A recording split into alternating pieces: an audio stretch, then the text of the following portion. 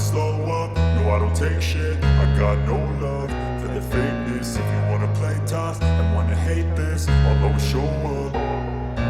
I don't ever slow up, no I don't take shit. I got no love for the fakeness. If you wanna play tough and wanna hate this, I'll always show up and make a statement. I don't ever slow up, no I don't take shit. I got no love for the fakeness. If you wanna play tough and wanna hate this, I'll always show up and make a statement. Everything I do so instinctive and so passionate. Every word I move so descriptive like an adjective. I got a vendetta against people who patented being negative when you should be getting after it. I got facts over tracks, this and that. Spitting slow, spitting fast. I could roast, I could gas. Think I'm okay at last, but I don't know if that can erase all the past. And the pettiness, a reflection of the emptiness. Hilarious, you think you're worth my time, you're delirious. Mysterious, because you hide behind a fake exterior. Inferior, you know I'll always be a bit superior. Get off of me, this ain't no humble brag. I want you to hear words, you can say them back. I want you to feel free from the chains at last, and to believe in what you got, it was built to last, yeah. Now that I've been put through hell, I never got anyone's help. I had to do it all myself. I don't ever slow up, no I don't take shit. I got no love for the fakeness. If you wanna play tough and wanna hate this, I'll always show up and make a statement. I don't ever slow up, no I don't take shit. I got no love for the fakeness. If you wanna play tough and wanna hate this, I'll always show up and make a statement. Gonna learn the consequence of being incompetent. Mental health is confidence, dreams and some honestness. I'm not here to save the day, that's for you to take away. I could play a million mind games, but instead I say something not illogical, something that is topical. Rub it on and watch it go, make yourself unstoppable. Dreams are irresponsible, but they're always possible. If you just believe, you could be so remarkable. Thoughts in my head, a collage and they spread. I'll be great one day, going off of my meds. No, I'm not giving up, no, I'm not giving in. I will make it to the top, taking off in the wind. I gotta make it, I'm saving every day to taste it. I'm patient, but my mind, it can hardly take it. I'm chasing a dream that I've had for several ages. A vacant, modern kingdom for the taking. Now that I've been put through hell, I never got anyone's help. I had to do it all myself. I don't ever slow up, no I don't take shit. I got no love for the fakeness. If you wanna play tough and wanna hate this, I'll always show up and make a statement. I don't ever slow up, no I don't take shit. I got no love for the fakeness. If you wanna play tough and wanna hate this, I'll always show up and make a statement. I don't ever slow up, no I don't take shit. I got no love for the fakeness. If you wanna play tough and wanna hate this, I'll always show up. फ़र्क नहीं पड़ रहा, class 10th या 12th है उससे फ़र्क नहीं पड़ रहा, फ़र्क इससे पड़ रहा है स्ट्रीम से। आपके पास स्ट्रीम 1 होना चाहिए। अगर मान लो आप सीबीएसई फेल होके भी 10th का मार्कशीट करके 12th कर रहे हो या 8th का मार्कशीट करके 10th कर रहे हो एनएस में, तो आपका टीएमए सबमिट होगा। टीएमए में आपको क्या पूछा जाता है, 6 क्वेश्चन आते हैं। हर क्वेश्चन का आपका 2 पार्ट्स होगा। कितना पार्ट होगा? 2 पार्ट। उसमें से आपको एक पार्ट करना है, ठीक है। दोनों में से किसी एक पार्ट को करना है, उसमें और रहेगा। और आपको हर क्वेश्चन की वर्ड लिमिट दी जाएगी। जो फर्स्ट 3 क्वेश्चन रहेंगे आपके, क्वेश्चन फर्स्ट से लेके क्वेश्चन 3 तक, उसको आपको करना है 30 to 40 वर्ड्स में, ठीक है। W मतलब वर्ड्स। बाकी जो क्वेश्चन रहेगा, question number 4 and question number 5, ये आपको करना है 150 वर्ड्स में। 100 से 150 वर्ड्स का लिमिट रहेगा। बाकी जो क्वेश्चन नंबर आपका 6 रहेगा, ये आपको करना है 500 वर्ड्स में, ठीक है। ये क्वेश्चन आपको 500 वर्ड्स में करना है, ठीक है। और हर क्वेश्चन में आपको डायग्राम लगाने की ज़रूरत नहीं है, ठीक है। यूट्यूबर्स जो लगाते हैं वो लगाते हैं अपने प्रेजेंटेशन अच्छी करने के लिए।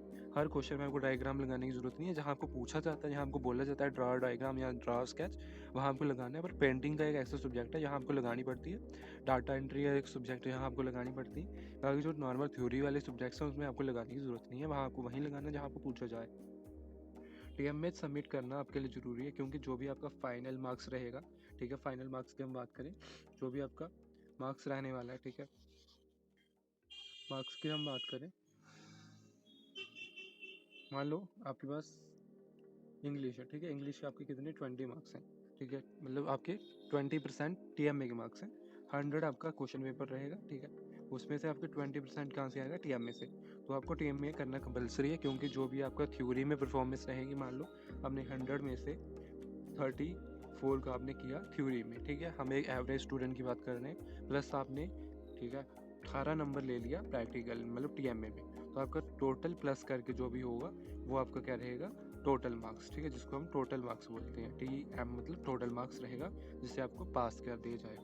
तो अगर आप फेल भी हो रहे हो तो आपको जो TMA का मार्क्स रहता है वो आपकी हेल्प करता है पास होने में, ठीक है। तो ये आपको TMA सबमिट करना ज़रूरी है स्ट्रीम 1 के बच्चों के लिए।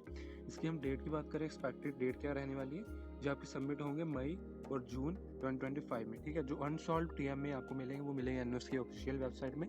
अगर आपको नहीं मिला आप कमेंट सेक्शन में कमेंट कर सकते हो, हम आपको डायरेक्टली TMA फाइल सबमिट आपको डाउनलोड करके दे देंगे, सबमिट नहीं डाउनलोड करके दे देंगे।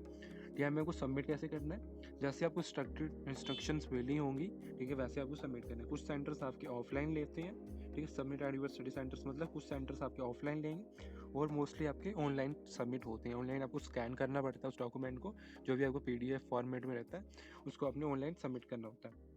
ये हमने डिस्कस कर दिया आपका स्टेप 1, जिसमें हमने TMA की बात कर ली। अब हम स्टेप 2 में जाते हैं। स्टेप 2 में बात करेंगे एग्ज़ाम फीस की, जो आपके लिए बहुत ही ज़रूरी है सबमिट करना। अगर आप एग्ज़ाम फीस सबमिट नहीं करते हो तो आप किसी भी एग्ज़ाम में अपेयर नहीं हो सकते हो। अगर आप किसी भी प्रैक्टिकल या थ्योरी एग्ज़ाम में अपेयर होना चाहते हो तो उसके लिए आपको क्या करना होता है, एग्ज़ाम फीस ज़रूरी सबमिट करना होता है। और उसका एक्सपेक्टेड डेट क्या रहेगा, आपका विंडो कब ओपन होगा, जून और जुलाई 2025 में आपका विंडो ओपन हो जाएगा आपकी फ़ीस सबमिट करने के लिए, ठीक है। जो अभी जनरली अभी फ़ीस थी उसका हम बात कर लें। थ्योरी का आपका था 300, जो भी मान लो आपके पास इंग्लिश है तो आपका थ्योरी आ गया तो उसका आपको 300 देना है। जो भी आपका प्रैक्टिकल वाला सब्जेक्ट होगा, प्रैक्टिकल वाला सब्जेक्ट्स मतलब फिजिक्स, केमिस्ट्री, बायो या फिजिकल एजुकेशन या पेंटिंग या डाटा एंट्री और भी बहुत सारे सब्जेक्ट्स हैं। अगर उसके साथ में आपका प्रैक्टिकल भी है, ठीक है, आपका मतलब प्रैक्टिकल हॉल टिकट भी आ रहा है तो आपको 150 एक्स्ट्रा देना था। ये हम फीस की बात कर रहे हैं 2024 की। अगर अभी कोई इंक्रीज़ होगा फीस में तो वो आपको पे करना पड़ेगा, जैसे ही आपका फीस स्ट्रक्चर आएगा न्यू वाला उसमें हम बात कर लेंगे। उसके लिए आप चैनल को सब्सक्राइब कर सकते हो। और इसके साथ में आपको ट्रांजैक्शन चार्जेस भी ऐड किया जाता है। आपका जो टोटल फीस रहेगा, ठीक है, 5 सब्जेक्ट्स का, उसके साथ में आपको प्लस किया जाएगा 70 रुपीज़ ट्रांजैक्शन चार्जेस। ये हमने 2024 की फ़ीस स्ट्रक्चर में डिस्कस किया था। अगर आपको देखना हो तो उस वीडियो का लिंक आपको डिस्क्रिप्शन में मिल जाएगा, वो भी देख लेना, ठीक है। बाकी जो आपको जैसे ही 2025 के लिए फ़ीस स्ट्रक्चर आता है उसका वीडियो आपको चैनल पे देखने को मिल जाएगा। तो आपको फ़ीस पे कैसे करना है, ठीक है, फ़ीस आपको पे कब करना है, कौन से मंथ में करना है वो डिस्कस कर दिए, कितना करना है वो हमने डिस्कस कर दिया। और पे कैसे करना है, पे करना है आपको ऑनलाइन NUS पोर्टल के थ्रू, ठीक है। आपको एक लिंक मिलेगा NUS की वेबसाइट में, जैसे ही फ़ीस का पोर्टल ओपन होगा आपको एक लिंक मिलेगा, तो आप वहाँ से जाके अपना फ़ीस पे कर सकते हो। आपको फ़ीस के रिलेटेड कोई भी डाउट होगा फ्यूचर में या आपको पूछना हो तो आप इस दिए गए नंबर पे भी कॉल कर सकते हो या अपना मैसेज करके पूछ सकते हो, ठीक है। नंबर क्या रहेगा 9103789394, ठीक है, 394। इस नंबर पे आप कॉल या मैसेज करके अपना क्वेरी पूछ सकते हो, आपका NUS के रिगार्डिंग जो भी क्वेरी हो, या फ्री ऑफ गाइडेंस सर्विसेज का कोई भी चार्जेस नहीं है, ठीक है। आगे हम बात करते हैं स्टेप 3 में। स्टेप 3 में हम बात करेंगे प्रैक्टिकल एग्जाम्स की, ठीक है। प्रैक्टिकल से पहले आपका क्या होता है, PCP क्लासेस। PCP क्लासेस का मतलब पर्सनल कॉन्टैक्ट प्रोग्राम, जिसमें हम बात करेंगे थ्योरी क्लासेस की, ठीक है। थ्योरी का आपका 30 क्लासेस रहता है, जो आपके लिए 15 क्लासेस कंपलसरी, ठीक है। वो सारे यूट्यूबर्स बोलते हैं कि आपके लिए कंपलसरी नहीं है, आपको कुछ नहीं होगा, बट आपके लिए कंपलसरी, क्योंकि एक तो आपने उसका फीस पे कर दिया, आपको एक्स्ट्रा कुछ पे नहीं करना। दूसरा, अगर आप जाते हो अपना आप डाउट्स क्लियर कर पाओगे, अपने टीचर से कॉन्ट्रैक्ट कर पाओगे और आप एक कॉन्फिडेंट फील कर पाओगे अपना एग्ज़ाम अटेंड करने के लिए, तो आपको ज़रूर जाना है। उससे आपको बहुत सारी नॉलेज मिलेगी, ठीक है। वो भी जो भी आपके डाउट्स होंगे बुक्स के रिगार्डिंग, जहाँ NUS के सब्जेक्ट्स के रिगार्डिंग, वो अपने आप सब्जेक्ट टीचर से क्लियर कर सकते हो, ठीक है। ये भी आपका शेड्यूल कहाँ देखने को मिलेगा, आपके NUS पोर्टल पे, जो भी आपका लॉगिन पोर्टल रहेगा उस पर आप देख सकते हो अपना रोल नंबर और डेट ऑफ बर्थ डाल के। उसके बाद होगा आपका PCP प्रैक्टिकल, ठीक है। PCP प्रैक्टिकल में आपका कितना, प्रैक्टिकल में आपका 5 क्लासेस होता है, ठीक है। 5 क्लासेस रहेगा, जिसको आप बोलते हो formative assessment. FA means formative assessment, जिसका आपका 50% वेटेज रहेगा, ठीक है।